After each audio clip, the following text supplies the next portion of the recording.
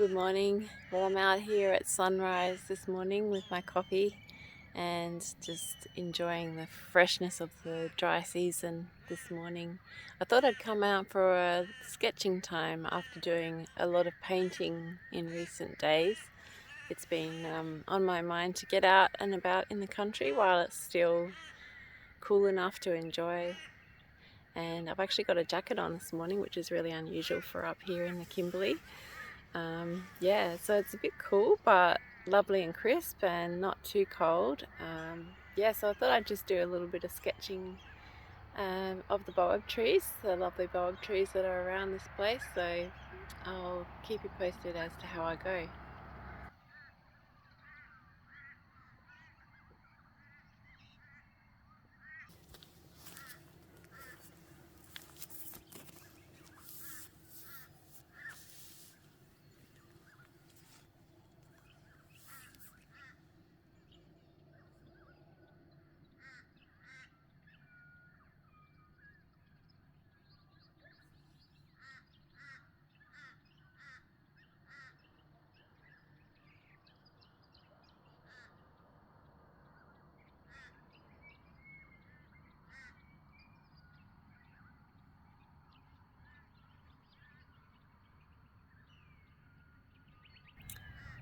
So sketching all the branches in is quite challenging for me, which I think is really good. I think it's good to challenge our brains to actually draw what we see in front of us. And for me personally, I'm a bit of a perfectionist, and it's really hard for me to just let go of trying to draw exactly what's there. But it's also a bit of a balance because you want it to portray the beauty of the tree in front of you and the atmosphere. So there's a lot of elements to be thinking of when you're sketching on plein air, so which is when you're outdoors. But I think it's really good for my growth as an artist because there's a lot of different techniques that I use in my art. Sometimes I actually project a photograph onto a canvas and trace around just to get all the proportions right fairly quickly, especially if I'm painting a person.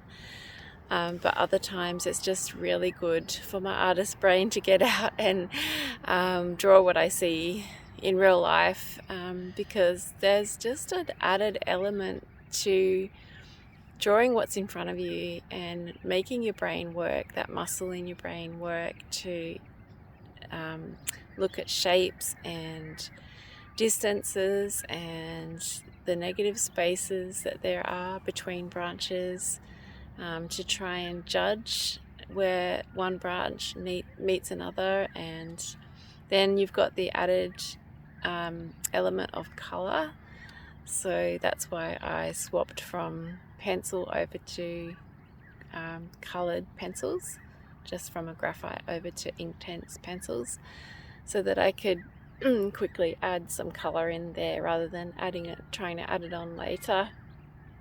So that means you can't really rub out, which is a good thing really, because it just forces you to get on with drawing instead of obsessing over the details. So yeah, it's a challenge but a good one. So I've been sketching for a while and the sun's starting to come up. It's really lovely still out here, and there was a lovely kite that was sitting up in the boab tree for quite some time, so I tried to sketch it from life, which is always better than sketching from a photograph.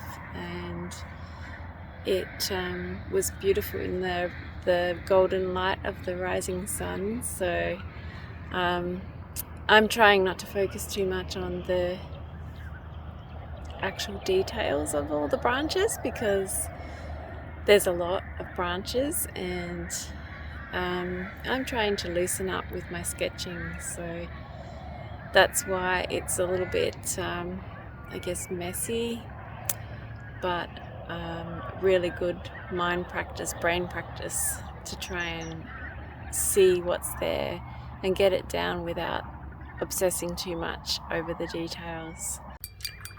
Boab trees. They are such a beautiful tree and such an elusive colour, I find, to render.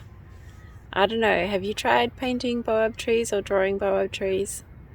Let me know in the comments if you have, because I would love some tips on what colours to use. They're so mysterious, these trees. They're sort of like a grey sort of bark, but not grey.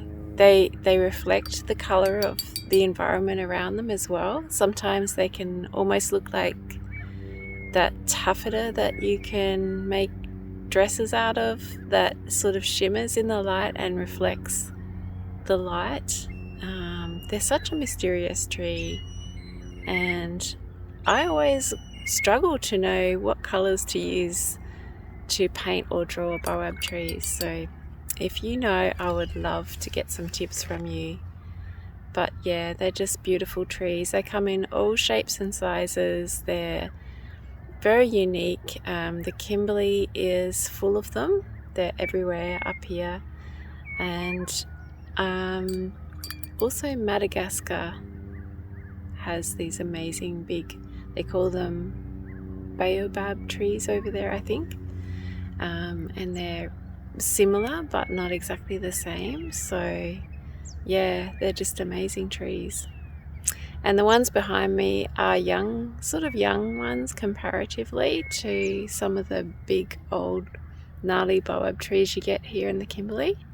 These ones are sort of smaller and tall and straight. And the other thing I really enjoy seeing is groves of boab trees when you've got them all growing up together in a little group, like the ones behind me.